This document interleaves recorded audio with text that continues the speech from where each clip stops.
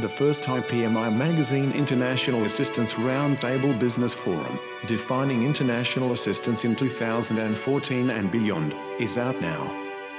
Featuring executive commentary from Allianz Global Assistance, Athens Assistance, Europe Assistance, Medic Assistance International, Reuter Consulting and Roland Brothers International.